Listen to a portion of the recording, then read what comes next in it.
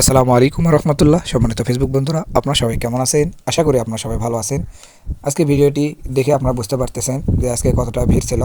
যেহেতু আজকে শুক্রবার ছুটির দিন, সেজন্য ছুটির দিনে অনেকটাই ভিড় বেশি থাকে। আপনারা দেখতে পাচ্ছেন এখানে আমরা ক্লাসিক বার্গার, বিবিকিউ বার্গার এবং নাগা বার্গার তৈরি করতেছি, আর তুষার ভাই ওই সাইড থেকে মিট বক্স তৈরি করতেছে।